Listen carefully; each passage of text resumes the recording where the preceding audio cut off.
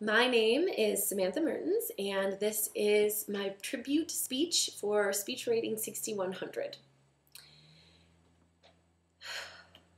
As a 4.0 student in my undergrad studies at Oakland University, I generally thought of many of the communication courses as a blow-off.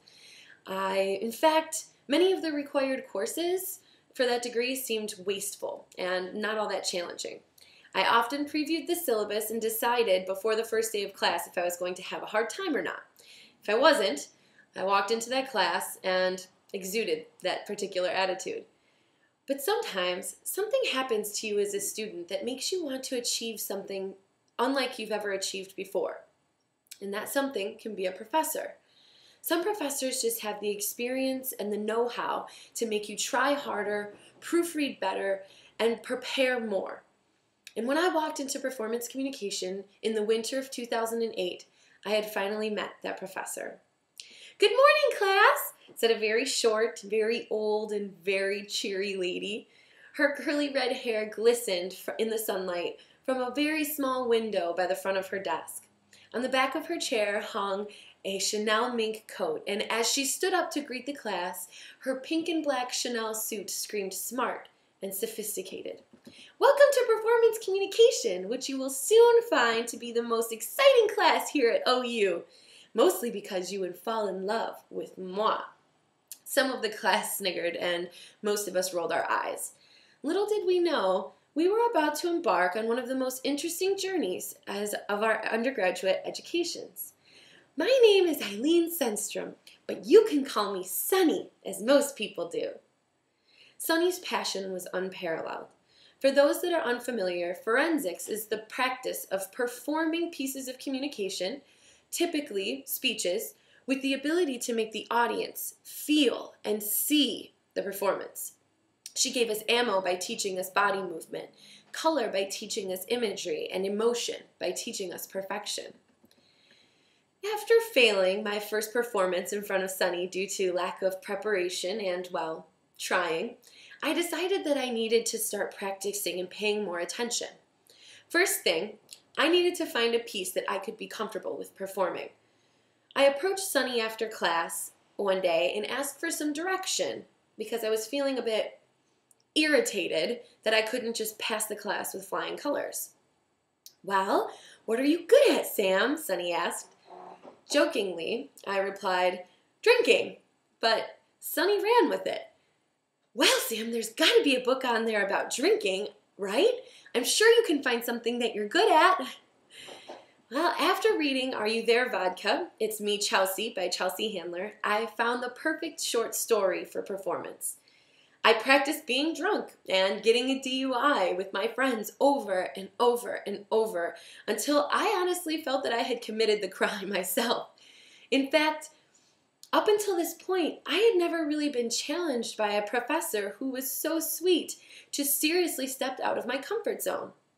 While drinking may be a joke or a pastime for most students, it certainly didn't feel like a serious piece of performance for a class I was beginning to take quite seriously. Performance day came and I was more nervous than ever.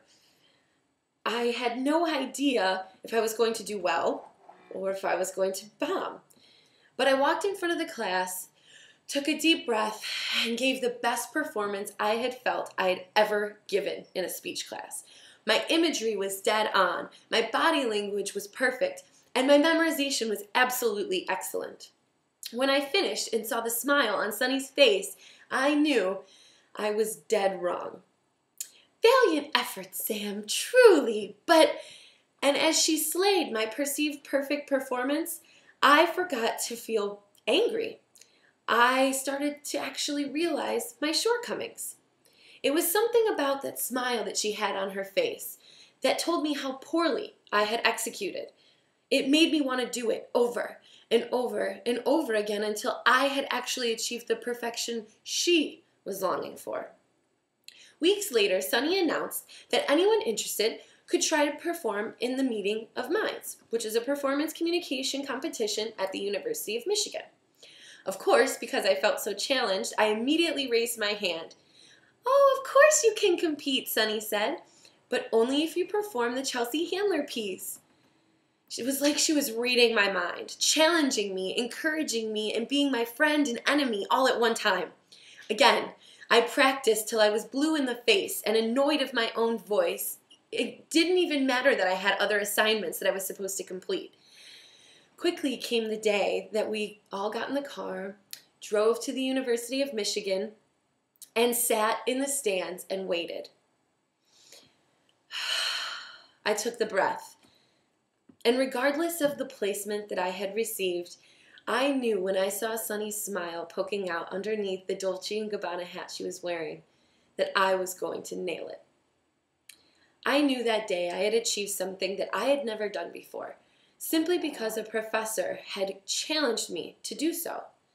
I went on to take the Advanced Performance Communication course as well as Independent Study with Sunny, and after 3 semesters, I finally felt I had learned everything that she had to teach.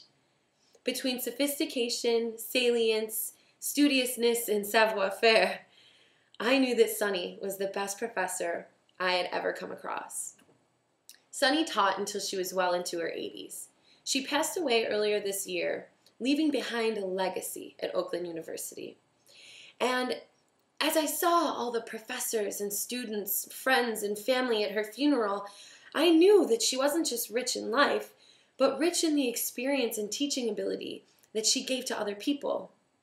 I was well aware that it wasn't just our first performance communication course that had fallen in love with her, but every person that she taught all throughout her career. Thank you.